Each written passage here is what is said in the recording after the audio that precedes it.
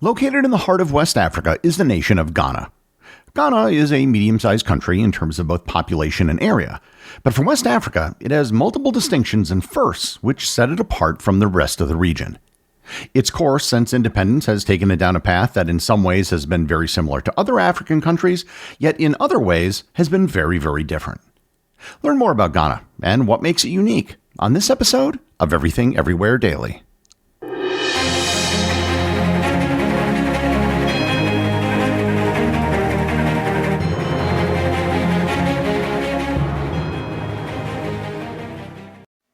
Shop 4th of July savings at the Home Depot right now and get up to 40% off, plus up to an extra $600 off select appliances with free delivery, like Samsung. From all-in-one washer dryers to smart refrigerators, upgrade to tech you can trust with Samsung appliances. The Home Depot has what you need to simplify your routine.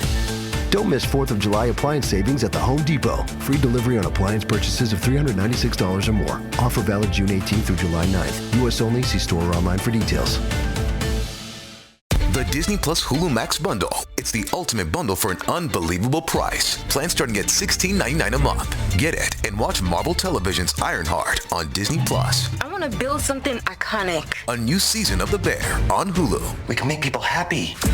And The Epic, a Minecraft movie on Max. Anything you can imagine is possible. The Disney Plus Hulu Max bundle. Plans starting at $16.99 a month. All these and more now streaming. Terms apply. Visit DisneyPlusHuluMaxBundle.com for details.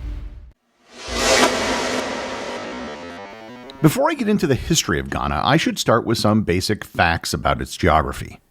Ghana is located in West Africa. It's situated to the west of the nation of Togo, to the east of Côte d'Ivoire, south of Burkina Faso, and north of the Atlantic Ocean's Gulf of Guinea. It has an area of approximately 240,000 square kilometers or 93,000 square miles, which places it between Uganda and Romania in size. Its current population is a bit over 35 million people, which places it between Mozambique and Peru. The country's terrain is mostly low-lying plains and gently rolling hills, rising to higher elevations in the east and central regions. The Volta River, which originates in neighboring countries, has been dammed to create Lake Volta, one of the world's largest man-made lakes, and is the most prominent water feature in the country and an important source of hydroelectric power. Ghana enjoys a tropical climate with two primary seasons, the wet season and the dry season. Its ecosystems are diverse, ranging from lush rainforests in the south to grassland savanna in the north. Before 2,000 years ago, the area that is now Ghana was home to small, scattered communities of hunter-gatherers and early agriculturalists who developed complex societies long before the development of large empires. Archaeological evidence, including stone tools, pottery, and early ironworking, suggests that people in the region practiced subsistence farming and animal husbandry, and that they engaged in trade networks with other groups across West Africa. These societies were not part of a single centralized kingdom, but were instead organized into clan or village-based communities that were adapted to their local ecological zones. One of the biggest changes to the region was the establishment of the Ghana Empire, also known as Ouagadougou. The Ghana Empire was one of Africa's earliest and most sophisticated political entities, and it could arguably be seen as the foundation upon which West African civilization was built. The empire emerged around the year 300 in the Western Sahel, strategically positioned between the Sahara Desert and the more fertile lands to the south. The empire's strength lay in its control of the trans-Saharan trade routes. These routes connected North Africa with sub-Saharan Africa.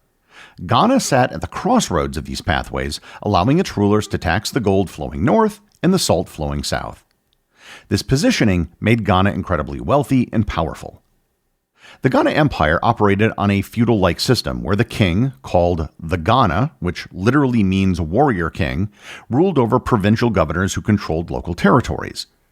This decentralized approach allowed the empire to manage vast distances effectively while maintaining some sort of unity. The society was hierarchical, with the king at the top, followed by nobles, merchants, craftsmen, farmers, and finally enslaved people. By the 11th century, the empire faced mounting pressures. The Almoravid Berber invasions from the north, combined with the rise of competing trade routes and internal conflicts, gradually weakened Ghana's power. The empire officially ended around the year 1200, but its legacy lived on in its successor states that emerged, particularly the Mali Empire. During this period, various ethnic groups began settling in what is now modern Ghana. The Guan people were amongst the earliest inhabitants, followed by waves of migrants including the Akan, the Ewe, Ga, and Agomba people. Around this time, we begin to see the emergence of smaller kingdoms and chieftains in the area of modern Ghana. These early states developed sophisticated political systems, which were often based on matrilineal inheritance among the Akan peoples, which was unusual in Africa where patrilineal systems dominated. The 15th century marked the beginning of a new chapter in Ghana's history with the rise of the powerful Akan-speaking kingdoms. The most significant of these was the Ashanti Empire, which emerged in the late 17th century under the leadership of Osei Tutu. The Ashanti Empire, as well as the Mali Empire, will be the subject of their own future episodes. The Portuguese were the first Europeans to reach the coast of Ghana in 1471, followed by other European powers including the Dutch, British, and Danes. Initially, these contacts were limited to coastal trading posts where Europeans exchanged manufactured goods for gold, ivory, and other African products. This early European presence was confined mainly to coastal enclaves. African kingdoms such as the Ashanti maintained their independence and often dictated the terms of trade. Europeans were, in many ways, junior partners in these early commercial relationships. The tragic transformation of this trade occurred as European colonial expansion in the Americas created an enormous demand for enslaved labor. The Gold Coast, as the region was known to Europeans, became a major source of enslaved Africans shipped across the Atlantic. And this period represents one of the darkest chapters in Ghana's history.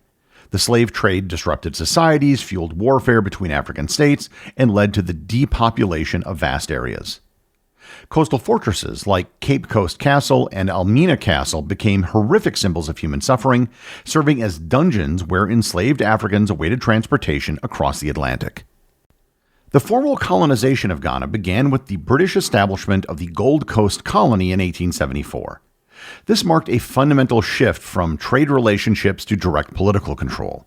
The British gradually extended their authority inland, bringing them into conflict with the powerful Ashanti Empire. African kingdoms that had been independent for centuries suddenly found themselves under foreign rule. The British imposed new legal systems, economic structures, and administrative practices that totally disrupted traditional ways of life. The colonization of Ghana wasn't accomplished without resistance. The Ashanti Empire fought a series of wars against British expansion from 1824 to 1900. The final Anglo-Ashanti War of 1900, known as the War of the Golden Stool, was sparked by the British desire for the Ashanti sacred symbol that was central to their culture, the Golden Stool. The war ended with British victory and the incorporation of the Ashanti into the Gold Coast Colony.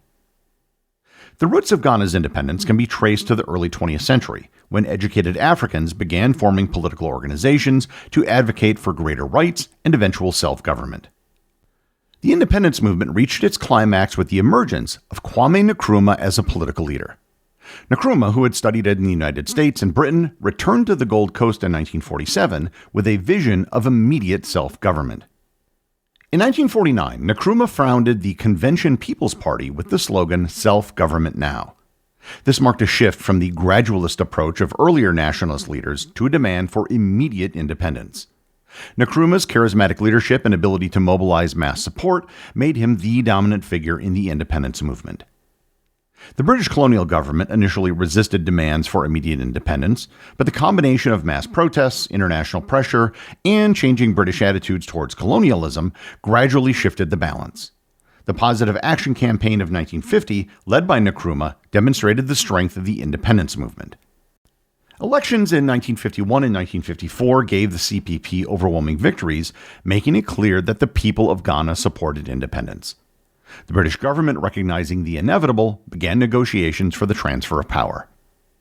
On March 6, 1957, the Gold Coast Colony became the nation of Ghana, the first African colony to achieve independence. The choice of the name Ghana was symbolic, connecting the new nation to the ancient Ghana Empire and asserting African historical greatness. Nkrumah became Ghana's first prime minister and later president when Ghana became a republic in 1960. His vision extended far beyond Ghana's borders.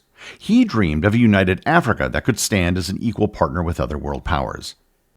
This Pan-African vision influenced Ghana's foreign policy and made its capital of Accra the center of African liberation movements. Domestically, Nkrumah launched ambitious development programs aimed at modernizing Ghana's economy and society. Projects like the Volta River Dam and the establishment of universities and hospitals demonstrated his commitment to rapid development. However, Nkrumah's rule became increasingly authoritarian. Political opposition was suppressed and economic problems mounted as ambitious projects strained the national budget. The contradiction between Nkrumah's democratic ideals and his authoritarian practices created tensions that would eventually lead to his downfall. In 1966, while Nkrumah was on a state visit to China, the military overthrew his government in Ghana's first coup. And this began a long period of political instability characterized by alternating civilian and military governments. Notable periods include the brief civilian Second Republic under Kofi Busia from 1969 to 1972, the military government of General Achampong from 1972 to 1978, and the revolutionary government of Flight Lieutenant Jerry Rawlings, who first seized power in 1979. Jerry Rawlings is, I think, one of the most interesting characters in 20th century African history. Jerry Rawlings dominated Ghana's politics from 1979 to 2001, first as a military leader and later as an elected president. His initial coup d'etat in 1979 was motivated by anger over corruption and economic decline. After briefly returning power to civilians, he led another coup in 1981. Rawlings' early years in power were marked by revolutionary rhetoric and attempts at socialist economic policies. However, faced with severe economic crisis, his government eventually embraced structural adjustment programs recommended by the World Bank and the International Monetary Fund. The most significant achievement of the Rawlings era was the transition to constitutional democracy. Under international and domestic pressure, Rawlings agreed to democratize Ghana's political system. A new constitution was adopted in 1992, and Rawlings won an open multi-party election as the candidate of the National Democratic Congress. Since 1992, Ghana has maintained a stable democratic system that's become a model for other African countries. The country has held regular competitive elections, and power has been transferred peacefully between different political parties. The Fourth Republic has been characterized by economic growth, improved governments, and greater respect for human rights. Ghana's discovery of oil in 2007 has provided new opportunities for development, although it's created new challenges in managing natural resource wealth. Ghana has been a standout amongst the other countries of West Africa. It was very obvious when I visited the region that it had a higher standard of living compared to its neighbors. I remember being on the Togo side of the border, and it was one of the most dramatic borders I had ever seen traveling. Ghana isn't rich, but it's also doing much better than its neighbors. Ghana has produced Sub-Saharan Africa's only UN Secretary General in Kofi Annan, and they've also made it to the quarterfinals of the World Cup in 2010, which they took into overtime, almost becoming the first African team to make it to the semifinals. And along the way, they also beat the United States in the round of 16. If you ever wanted to visit West Africa, Ghana would be the place that I would recommend that you visit first. Ghana has a deep history that most people are totally unaware of, from being the location of one of the first great African empires to becoming the first African country to achieve independence. The executive producer of Everything Everywhere Daily is Charles Daniel. The associate producers are Austin Oken and Cameron Kiefer.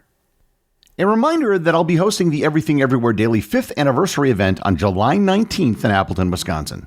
If you'd like to attend and are in the area, information and an RSVP link are available in the show notes, and I might just have some pieces of swag for people, as well as a live Q&A event with audiovisual.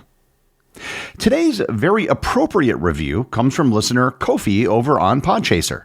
He writes, "The world is busy developing artificial intelligence, and Gary is busy curing natural stupidity. This makes me feel better about the state of affairs in the world. I love your podcast. I'm on my third round and wondering if I can open a clubhouse in Kumasi, Ghana afterwards, even though I live in the US. America has enough members. They don't need me, but a clubhouse in Ghana? Now that would be great. We could serve fufu with groundnut soup and wash it all down with a cold, refreshing palm wine daily. You do a good job. Thank you. I hope someday I can do something like this with a focus on everything everywhere in Africa. Woo, Gary, this might be a franchise idea. Have a blessed day, Kofi. P.S. I'm sure you know what day I was born from my name. If not, I think naming in different cultures would be an excellent podcast topic in the future." Thanks, Kofi. First, let me congratulate you for achieving Platinum Elite status in the Completionist Club, and for your soon-to-be Diamond Elite status. That is a very rare accomplishment. And I should share with you and everyone else why I know that you were born on a Friday. When I visited Ghana, I shared with some people I met that I went to the same university as former UN Secretary General Kofi Annan. They then asked me if I knew what the word Kofi meant, and I told them no, I didn't. And they informed me of how many people in Ghana were named after the day of the week they were born. And Kofi was reserved for men who were born on a Friday. Also, Kofi, if you have ideas for Africa-themed episodes, feel free to pass them along. The Facebook group or the Discord server are both good places to give suggestions. Remember, if you leave a review or send me a boostagram, you too could have it right on the show.